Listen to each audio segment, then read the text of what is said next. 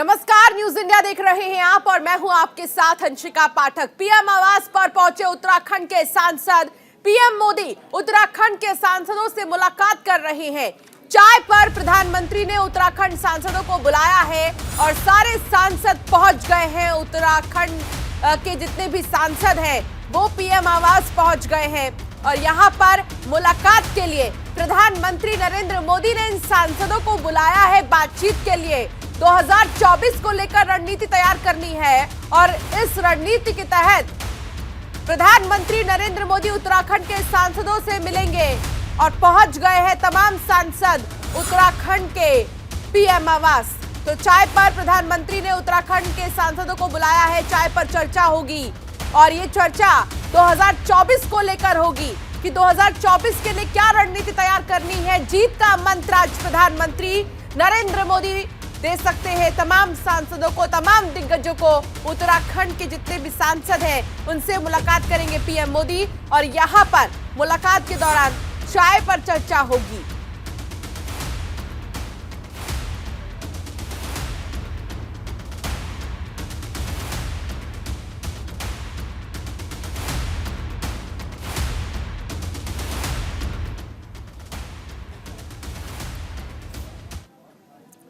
तो उत्तराखंड के मुख्यमंत्री पुष्कर सिंह धामी ने देहरादून में प्रशासनिक अधिकारियों के सम्मेलन का उद्घाटन किया। इस दौरान कई प्रशासनिक अधिकारी वहां पर मौजूद रहे और कई अहम विषयों पर चर्चा हुई। सुनिए क्या कुछ कहा पुष्कर सिंह धामी ने।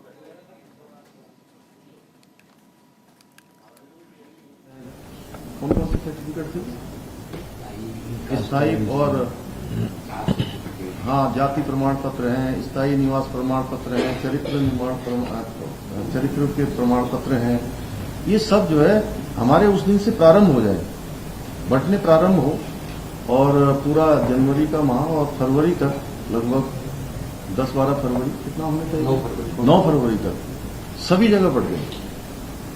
तो एक अच्छा मैसेज जाएगा और इसके साथ साथ सरकार के स्तर पर भी हम लोग यह तय कर रहे हैं कि उस दिन हम एक एक स्थानों पर चौपाल, एक समाधान चौपाल के रूप में किसी भी एक स्थान पर आप सुन सकते हैं। जिलाधिकारी अपने आप तय कर लें कि मुझे कहाँ जाना है, कौन सा बहुत पिछड़ा गांव है जहां मैं जा सकता हूं, जहां आपके जाने से वहां की रोड में झाड़ू लग जाएगा, वहां की कोई बिल्डिंग होगी तो उसमें पेंटिंग हो जाएगी, आसपास कोई हैंडपंप चल रहा होगा तो हैंडपंप चालू हो जाएगा। तो चमोली में जीएमवीएन कर्मियों ने सांकेतिक धरना और कार्यों का बहिष्कार किया है। दरअसल उत्तराखंड के सरकारी प्रतिष्ठान जीएमवीएन और केएमवीएन कार्मिक संयुक्त कर्मचारी महासंघ के बैनर तले नियमितीकरण और पदोन्नति की मांग की गई। आपको बता दें कि जोशीमठ गढ़वाल मंडल विकास निगम के कर्मचारियों ने अपनी इन मांगों को लेकर 2 घंटे का सांकेतिक धरना प्रदर्शन किया और कार्य बहिष्कार करते हुए एसडीएम जोशीमठ के जरिए अपने उच्च अधिकारियों को ज्ञापन भेजा। वहीं सांकेतिक धरने के चलते कुछ देर के लिए कार्य बहिष्कार भी हुआ है, जिसके चलते रोपवे चेयरलिफ्ट से औली जाने वाले पर्यटकों को परेशानी हुई है।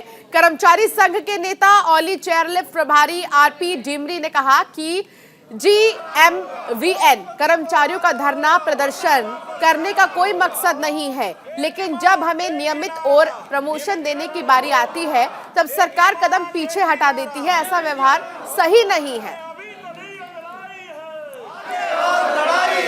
अभी तो ली अंगड़ाई है, आगे और लड़ाई है। उत्तराखंड जिंदाबाद जिंदाबाद, कर्मचारी एकता जिंदाबाद जिंदाबाद जिंदाबाद, मांग हमारी पूरी हो। कर्मचारी महासंघ गढ़वाल मंडल कुमाऊं मंडल विकास निगम की है। हम हड़ताल के रुख में नहीं जाते हैं। दरअसल सरकार हर वक्त जीएमवीएन का उपयोग करती है, लेकिन हम हमेशा सरकार का साथ देते हैं। लेकिन सरकार हमारी कुछ मांगों पर विचार नहीं करती है, जैसे नियमितीकरण है, प्रमोशन है, इन चीजों पर वो नहीं कर रही है। इसलिए हम हड़ताल पे हैं और जरूर टूरिस्टों को थोड़ा दिक्कत हो रही है, लेकिन अभी हमारा केवल 2 घंटे का कार्य बहिष्कार है। अगर इसी तरह से सरकार का रवैया रहा तो हम फिर गैस भी बंद कर देंगे और पेट्रोल पंप भी बंद कर देंगे, रोपवे और चेयरलिफ्ट सारा बंद कर देंगे, जिससे टूरिस्टों को आने वाले समय में और परेशानी होगी। इसलिए हमारा विनम्र निवेदन है, हम हड़ताल के लिए नहीं है, हमको हमेशा सरकार के साथ कंधे से कंधा मिलाकर चलते हैं, लेकिन सरकार का थोड़ा अड़ियल रुख है और अभी तक 29 तारीख से हमारी हड़ताल हो चुकी है, लेकिन अभी तक इस सरकार की तरफ से कोई इस प्रकार की पहल नहीं की गई जिसमें कर्मचारियों को थोड़ा सगुन मिले। पुष्कर सिंह नेगी मेरे सहयोगी मेरे साथ जुड़ गए हैं। पुष्कर, देखिए, कर्मचारियों का ये कहना है कि हमारी मांगे पूरी करे सरकार, वरना हम इसी तरह प्रदर्शन करते रहेंगे। फिलहाल कौन सी सेवाएं बाधित हैं इनके प्रदर्शन की वजह से, और क्या कुछ इनकी अहम मांगे हैं? बिल्कुल, देखिए अंशिका, गढ़वाल विकास निगम जो सरकार, भारत उत्तराखंड सरकार के समीप आता है, और कुमाऊं का जो गढ़वाल मंडल का है, या कुमाऊं के 2 मंडल हैं, तो इसमें जो कर्मचारी हैं, यानी पर्यटन के क्षेत्र में सरकारी जो लाभ होता है, सरकार का जो राजस्व आता है, उस क्षेत्र में लोग काम करते हैं। अगर जनपद चमोली के गढ़वाल मंडल विकास निगम के कर्मचारियों की बात करी जाए, तो इनके पास गैस सिलेंडर की भी व्यवस्था है और चलाते हैं। और उसके बाद जो है पेट्रोल पंप भी हैं जो सरकार के हैं। और उसके बाद जो जीएनवीएन का, जो आपने ओली में देखा होगा कि ओली एक पर्यटक स्थल है अंशिका, और यहाँ के लोगों के जो कर्मचारी हैं या अधिकारी हैं, यहाँ के कर्मचारियों की केवल 2 मांग है। या तो इनका प्रमोशन नहीं हो पाया, कई साल बीत गए, उसके बाद इसका प्रमोशन नहीं हो पाया, और कुछ लोग इसमें ऐसे जो कार्य करते हैं, चाहे आप कुमाऊं मंडल की बात कर लीजिए, गढ़वाल मंडल विकास निगम की बात कर लीजिए, तो इसमें इनकी यही मांग है कि यह नियमितीकरण हमारा कर दिया जाए, और जिन लोगों का प्रमोशन होना है उन लोगों का यहाँ पे प्रमोशन किया जाए। हालांकि 2 घंटे का सांकेतिक धरना जो है गढ़वाल मंडल विकास निगम ने भी किया, कुमाऊं मंडल विकास निगम ने भी किया। हालांकि जो सेवाएं बाधित रही वो केवल अभी तक जो चेयर लिफ्ट के जरिए जो चमोली जनपद का जो ओली में जो पर्यटक आता है, चेयर लिफ्ट और आपका जो है रोप यहाँ पे बन रहा है। लेकिन उसके बाद जो इनका कार्यक्रम जो था वो उप जिला अधिकारी कुमकुम जोशी से मिले, और एक ज्ञापन जो है मुख्यमंत्री को इन्होंने प्रेषित किया। हालांकि केवल चेतावनी दी गई कि यदि इनकी मांगों पे, जो 2 मांगे हैं, इनकी मांगों पे यदि काम नहीं होता तो अगली बार भी ये हड़ताल कर सकते हैं। ठीक है, बहुत शुक्रिया पुष्कर तमाम जानकारी साझा करने के लिए। तो कर्मचारियों का ये कहना है कि मांगे जल्द से जल्द पूरी की जाए, वरना इसी तरह ये प्रदर्शन जारी रहेगा। खबरों में आगे बढ़ेंगे। उत्तराखंड के मुख्यमंत्री पुष्कर सिंह धामी ने देहरादून में प्रशासनिक अधिकारियों के सम्मेलन का उद्घाटन किया है। इस दौरान कई प्रशासनिक अधिकारी यहाँ पर मौजूद रहे। कई अहम विषयों पर भी इसमें चर्चा हुई है। तो चर्चा के साथ साथ उन्होंने दिशा निर्देश भी जारी किए हैं कि आखिर कैसे इस पूरे कार्यक्रम को आगे बढ़ाना है, और कैसे उत्तराखंड के विकास के लिए अधिकारियों को उन्होंने एक्टिव रहने की भी जो बात है वो कही है। आगे बढ़ेंगे। जोशीमठ मुख्य बाजार में पालिका की ओर से अलाव जलाना शुरू कर दिया गया है। पालिका की ओर से जोशीमठ के 3 स्थानों में अलाव जलाया जाएगा। इसके लिए उप जिलाधिकारी के निर्देश पर गौचर से 60 टन लकड़ी मंगाई गई है। तो अलाव जलाने की जो व्यवस्था है वो जगह जगह पर की जा रही है, ताकि जो लोग ठंड की वजह से परेशान हो रहे हैं उन्हें इस अलाव से थोड़ी राहत मिलेगी। तो जोशीमठ के 3 स्थानों पर अलाव जलेगा, और इसको लेकर निर्देश जारी कर दिए गए हैं। कुछ ही दिन पहले जिलाधिकारी की तरफ से ये निर्देश जारी किया गया था कि अलाव की व्यवस्था हो जगह जगह पर। ठंड के वजह से लोगों को परेशानी होती है, रात बिरात आने जाने में लोगों को ठंड का सामना करना पड़ता है, और अगर अलग अलग जगहों पर अलाव रहेगा तो उनको ये परेशानी नहीं होगी।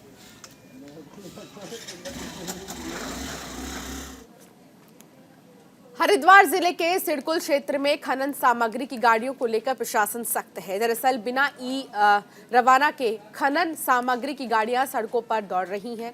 समाज सेवी हितेश चौहान ने उप जिला अधिकारी पूरण सिंह राणा को ज्ञापन देकर शिकायत की है। इस दौरान उप जिला अधिकारी पूनम सिंह राणा ने कहा कि जांच के बाद कार्रवाई होगी। कोई बात नहीं, आप कम से कम इसमें ये तो करें कि भाई अपनी टीम को भेजिए। मनोज आईडी लिया मैं आपको आज जल्दी इधर रोशनाबाद में पट्टे हुए तो उसमें तो अवैध खनन को लेकर प्रशासन सख्त है। सड़कों पर अवैध खनन की जो गाड़ियां दौड़ रही हैं उन पर पूरण सिंह राणा ने कहा है कि सख्त से सख्त कार्रवाई की जाए और इन गाड़ियों पर नजर रखी जाए। तमाम जानकारी, तमाम जो दिशा निर्देश है वो जारी किए गए हैं इन गाड़ियों को लेकर। मैं आपको आज जल्दी इधर रोशनाबाद में पट्टे हुए तो उसमें संजय पुंडीर मेरे सहयोगी मेरे साथ जुड़ गए हैं। संजय, जिस तरीके से अवैध खनन का काम धड़ल्ले से चल रहा है उसको ध्यान में रखते हुए उप जिला मजिस्ट्रेट की तरफ से ये कहा गया है कि इन गाड़ियों पर नजर रखी जाए और इन पर कार्रवाई की जाए। हालांकि कैसे इस पूरे काम को अंजाम दिया जाएगा, इसके लिए क्या कोई टीमें गठित की गई है स्पेशल? देखिए अंशिका, अवैध खनन को लेकर हरिद्वार जिला प्रशासन पूरी तरह एक्शन मोड में नजर आ रहा है। ताजा मामला हरिद्वार के सिडकुल क्षेत्र का है, जहां बीते दिनों से लगातार ही जो अवैध खनन है उस पर मॉनिटरिंग की जा रही है। हालांकि यहाँ पर एक समाज सेवी द्वारा उप जिला अधिकारी पूरन सिंह राणा को एक शिकायत पत्र दिया गया है और उसके माध्यम से कहा गया है कि विभाग के द्वारा एक परमिशन दी गई है, लेकिन उसके आड़ में बिना ई रवन्य के यहाँ पर जो अवैध खनन सामग्री की गाड़ियां हैं वो दौड़ाई जा रही है। हालांकि इसको लेकर अभी उप जिला अधिकारी पूरन सिंह राणा ने कहा है कि जल्द से जल्द इन गाड़ियों पर नजर रखी जाएगी, अगर गलत पाई जाती है तो उनके खिलाफ कड़ी कार्रवाई की जाएगी। आपको बता दें अंतिका, जिले भर में ही अवैध खनन को लेकर लगातार हरिद्वार जिला प्रशासन पूरी तरह मुस्तैद दिखाई दे रहा है। अगर ग्रामीण क्षेत्र की बात की जाए वहां पर भी लगातार अवैध खनन को लेकर कार्रवाई की जा रही है। अब देखने वाली बात होगी शिकायत के बाद किस तरह से उप जिला अधिकारी इन अवैध खनन करने वालों को रोकते हैं और किस तरह से इन पर कार्रवाई की जाएगी। अंशिका, ठीक है, बने रहिए, आगे भी आपसे जानकारी लेते रहेंगे संजय। तो रुड़की में निजी अस्पतालों की लापरवाही देखने को मिली है, जहां गर्भवती महिला की डिलीवरी के दौरान बच्चे की मौत का मामला सामने आया है। महिला की हालत नाजुक बताई जा रही है। परिजनों का आरोप है कि डॉक्टरों की लापरवाही के कारण नवजात बच्चे की मौत हो गई। महिला जिंदगी और मौत के बीच जूझ रही है। परिजनों ने कहा है कि 27 नवंबर को नगला इमरती के स्वास्थ्य हॉस्पिटल में गर्भवती महिला को भर्ती किया गया था, जहां डॉक्टरों की लापरवाही के कारण बच्चे की मौत हो गई है और महिला की हालत बिगड़ गई है। महिला के इलाज पर लाखों रुपए खर्च किए गए। परिजनों ने अस्पताल प्रबंधन पर कार्रवाई की मांग की है और अस्पताल के बाहर धरना प्रदर्शन भी किया है। वो हमारी भाभी के डिलीवरी का टाइम था, तो वो आशा थी, वो हमें यहाँ लेकर आई। उसका यहाँ कमीशन बना हुआ था। उसने कहा ये डॉक्टर ठीक है, तो उसने जो है ऐसे करा, दरिंदगी वाला काम करा उसने, ऐसी टैब वो दी ने। अच्छा, फिर उसके बाद में उसकी नशे पसे, जब ऑपरेशन करा नशे पसे काट फूट दी उसकी। बेल्डिंग इसकी जारी है। बच्चा इन्होंने मार दिया। बच्चा नॉर्मल, सारी रिपोर्ट तो नॉर्मल थी, बच्चा भी ठीक था, वो बच्चा भी मार दिया। फिर इन्होंने कहा जल्दी बच्चों को उठाओ यहाँ से। 1 घंटे बाद बच्चों को दिया इन्होंने कहा जल्दी बच्चों को उठाओ और इसे ले जाओ। फिर उसे बच्चों को दफना दिया। ठीक 5-7-8 दिन रखी इसने। फिर इसने, हमने कहा भाई इसकी तो तबीयत हमारे मरीज की ठीक नहीं है। इसने कहा रूट की, इसकी वहाँ भी सेटिंग थी, इनने वहाँ एडमिट करवाया दीप के यहाँ। फिर उसने भी हमारे से 55-53 हज़ार रुपये उतार लिए जी। फिर हम वहाँ से इंद्रेस में ले गए, वहाँ से मने को हो गई इस तरह। फिर आगे ले गए, वहाँ भी मना हो गई। फिर हम यहाँ से लाए एम्स में, कल वहाँ भर्ती करवाया। वहाँ भी देहरादून में 55-53 हज़ार रुपये पता नहीं कहाँ से लेकर आए, दिए ने। और बच्चों का देख कर नहीं जा रहा। हम ये चाहते हैं डॉक्टर जल जाए। पूरा मामला ये है कि उसकी तबीयत बहुत ज़्यादा ख़राब हो गई थी, रम की, यही यहाँ लिया है। नॉर्मल बच्चा इन्होंने बहुत वो करवाया कि नॉर्मल के चक्कर में रहे, बता रखा था उसको ऑपरेशन। इन्होंने कहा नॉर्मल, वो अफजाल भाई अपनी सास को लेने चले गए घर, तो इन्होंने उस वक्त जब मैं चले गए इंजेक्शन लगाते रहे हैं, ग्लूकोज लगाते रहे। उसका केस इतना बिगाड़ दिया कि कंडीशन बहुत ज़्यादा ख़राब हो गई। उसके बाद लड़का हुआ, इन्होंने कुछ नहीं बताया कि लड़का हुआ या लड़की हुई। 1 घंटे के बाद लाए हैं, बच्चे की सुंडी बंधी हुई थी, उस हिसाब से बच्चा लगा के जिंदा पैदा हुआ था, लेकिन सुंडी बंधी हुई थी। 1 घंटे के बाद बताया बच्चा मरा हुआ। फिर उसका इतना केस बिगाड़ दिया इन्होंने, इतना बिगाड़ दिया कि उसे कहीं कहीं लेकर जा रहे, लेकिन कुछ नहीं। अनिल सैनी संवाददाता मेरे साथ जुड़ गए हैं रुड़की से। अनिल, ये पूरा मामला लापरवाही का है। परिजनों का ये कहना है कि अस्पताल की लापरवाही के चलते जान चली गई है। क्या अब तक कार्रवाई की गई है, इसमें क्या जानकारी आपके पास? बिल्कुल अंशिका, बताना चाहूंगा। देखिए, लगातार ही पिछले कुछ दिन पहले भी ये मामला सामने आया था, जिसमें एक महिला की मौत हो चुकी थी फर्जी अस्पताल के कारण। और ये मामला, दूसरा मामला अभी 1 हफ्ते में दूसरा मामला रुड़की में हुआ है। रुड़की के लंगोरा के नगरला इमरती में ये फर्जी अस्पताल चल रहा था, जहाँ पर इस बच्चे की मौत हो चुकी है। अगर बात करें परिजनों के आधार पर बताया गया कि ये महिला की डिलीवरी यहाँ पर महिला की डिलीवरी होने के कुछ घंटे बाद ही इस बच्चे को मृत घोषित पाया गया है। लेकिन डॉक्टर का कहना है कि जो बच्चा है वो मृत जो है मृत ही पैदा हुआ है। लेकिन जो परिजन है वो बोले हैं कि जो बच्चा है वो जिंदा पैदा हुआ था, लेकिन डॉक्टरों द्वारा उसे सही से इलाज देने पर नहीं दिया गया, जिसकी वजह से बच्चा मर गया है। और बात बताना आपका अंशिका। ठीक है अनिल, शुक्रिया तमाम जानकारी साझा करने के लिए। तो रुड़की की बुग्गावाला थाना क्षेत्र के अमानतगढ़ में पुलिस को बड़ी कामयाबी मिली है, जहां डंपर चोरी के मामले में पुलिस ने 36 घंटे के भीतर चोरी किया हुआ वाहन और एक आरोपी को गिरफ्तार करने में कामयाबी हासिल की है। दरअसल डंपर मालिक इकरम ज्योति सिंह ने बुग्गावाला थाना पुलिस को तहरीर देकर डंपर चोरी होने की शिकायत दर्ज कराई थी। तो पुलिस ने मुकदमा दर्ज करते हुए जांच शुरू की है। तो पता चला कि डंपर में लगे जीपीएस सिस्टम को ब्लॉक किया गया है और फास्ट टैग हटा दिए गए थे, जिसके चलते ये मामला बेहद पेचीदा हो गया है। जिसके बाद घटना के खुलासे के लिए एसएसपी हरिद्वार अजय सिंह ने विभिन्न टीमों का गठन किया है। तो वहीं एसपी देहात स्वप्न किशोर सिंह ने बताया कि पुलिस टीम ने 36 घंटे के भीतर चोरी हुआ डंपर और एक आरोपी को गिरफ्तार किया है, जिसे न्यायालय के समक्ष पेश कर जेल भेजा जा रहा है। बाकी फरार अन्य आरोपियों की तलाश की जा रही है।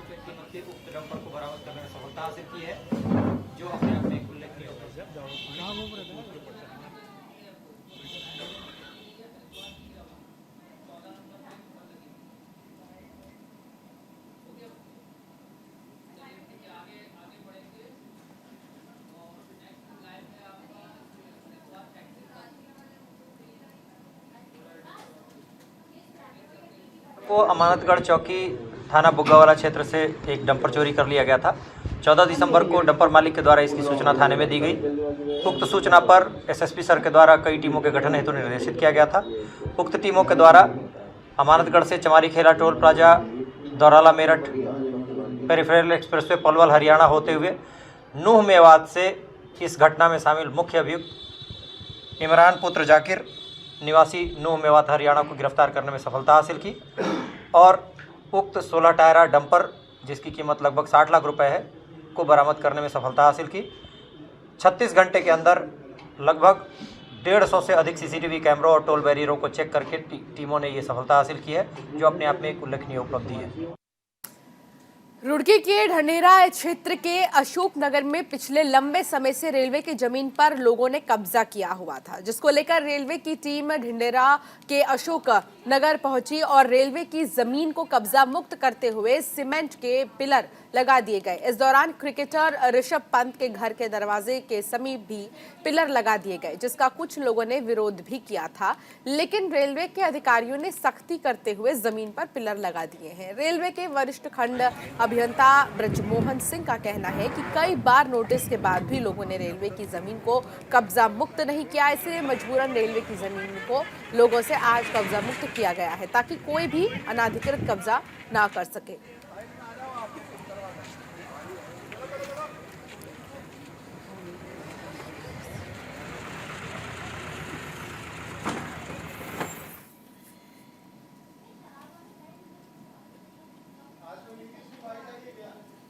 हरिद्वार, सिडकुल और अन्य क्षेत्रों के सैकड़ों उद्योगों पर प्रदूषण कंट्रोल बोर्ड के उस आदेश पर अग्रिम आदेशों तक उच्च न्यायालय ने रोक लगा दी है, जिसमें प्रदूषण कंट्रोल बोर्ड ने प्लास्टिक मैनेजमेंट कानून के तहत उत्तराखंड की 1750 फैक्ट्रियों की एनओसी रद्द कर दी थी। इसमें हरिद्वार की 755 फैक्ट्रियां भी शामिल थी। इस फैसले के बाद हरिद्वार के उद्यमियों ने राहत की सांस ली है और अपनी खुशी भी जाहिर की है। सिडकुल मैन्युफैक्चरर एसोसिएशन के अध्यक्ष हरेंद्र गर्ग और महासचिव राज अरोड़ा ने बताया कि उच्च न्यायालय में वाद दायर किया गया था, जिसमें उच्च न्यायालय ने प्रदूषण कंट्रोल बोर्ड के उस आदेश पर अग्रिम आदेश तक रोक लगा दी है, जिसमें उत्तराखंड के हजारों प्लास्टिक मैनेजमेंट एक्ट से जुड़े उद्योग थे।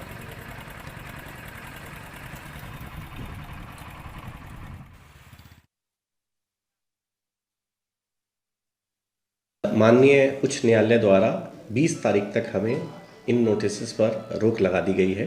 हमारा लेकिन इसमें ये कहना है कि चूँकि अभी का जो करंट सिनेरियो में जो उनका फॉर्मेट है, इसमें हर कंपनी को अपनी सभी इनवॉइसेस जो उससे रिलेटेड सेल्स और परचेज से रिलेटेड है उनको अपलोड करना है और ये इनवॉइसेस की संख्या 1200 से भी ज़्यादा है हर कंपनी के लिए। तो चूँकि अभी काफ़ी लोग उस पर अप्लाई कर रहे हैं, तो वेबसाइट की कैपेसिटी के हिसाब से वेबसाइट भी काफ़ी स्लो चल रही है और एक एक कंपनी को इतने सारे हज़ारों डॉक्यूमेंट्स अपलोड करने में 15 से 20 दिन का वक्त लग रहा है। तो हमारा माननीय न्यायालय से और सरकार से ये निवेदन है कि ये जो टाइम लिमिट है इसको कम से कम 1 महीना बढ़ा दिया जाए, ताकि हम सभी लोग ये जो डॉक्यूमेंट्स अपलोड है और रजिस्ट्रेशन की जो पूरी प्रक्रिया है उसको पूरा कर लें। संजय पुंडीर मेरे सहयोगी मेरे साथ जुड़ गए हैं। संजय, प्लास्टिक मैनेजमेंट कानून के तहत उत्तराखंड की 1750 फैक्ट्रियों की एनओसी रद्द कर दी गई है। अब इसको लेकर उद्यमी को कैसे इसका फायदा हो रहा है, इस पूरे प्रोसेस को विस्तार से बताएं। देखिए अंशिका, ये कंपनी संचालकों के लिए कहीं ना कहीं बुरी खबर थी, क्योंकि हमने देखा है कि उच्च न्यायालय के द्वारा प्लास्टिक मैनेजमेंट कानून के तहत उत्तराखंड की करीब 1750 कंपनियों को नोटिस दे दिया गया था, जिसके बाद कहीं ना कहीं सिडकुल की भी इस पे 750 कंपनियां थी जो इस दायरे में आती थी कि उनकी भी एनओसी रद्द कर दी गई थी। इसके बाद सिडकुल मैन्युफैक्चरिंग एसोसिएशन के द्वारा उच्च न्यायालय में एक वाद दायर किया था, जिसके बाद अब उच्च न्यायालय द्वारा इनको कहीं ना कहीं 1 महीने की मोहलत दे दी, यानी इनको 1 महीने की छूट दे दी गई है। कहा जा सकता है कि अभी इनको समय दिया गया है, जल्द से जल्द जो अपने कागज है यानी जो अपनी एनओसी है उसे करवा ली जाए और इसमें रजिस्ट्रेशन किया जाए। हालांकि इसको लेकर अब लगातार ही जो कंपनी स्वामी है यानी बड़े बड़े उद्योगपति है वो राहत की सांस ले रहे हैं और लगातार कह रहे हैं कि उनको 1 महीने की मोहलत दी जाए। अंशिका, ठीक है, बहुत शुक्रिया संजय तमाम जानकारी साझा करने के लिए। तो लक्सर और देहात क्षेत्र में घने कोहरे की चादर ने जनजीवन को प्रभावित कर दिया है, जिस कारण रेलवे सहित सड़क यातायात पर घने कोहरे का गहरा प्रभाव दिख रहा है। बताते चले कि दिन निकलते ही घने कोहरे की चादर ने जैसे रेल का चक्का जाम कर दिया। इस दौरान कई रेलगाड़ियों की रफ्तार भी धीमी हो गई है, जिसके चलते गुवाहाटी से जम्मूती वाली अमरनाथ एक्सप्रेस 9 घंटे, जम्मू तवी से कोलकाता जाने वाली सियालदा एक्सप्रेस 25 मिनट, लखनऊ से चंडीगढ़ जाने वाली सुपर फास्ट एक्सप्रेस 2 घंटे, अमृतसर से देहरादून जाने वाली लाहौरी एक्सप्रेस 1 घंटे लेट है और ऐसे में कुछ यात्रियों को इससे परेशानी जरूर हो रही है।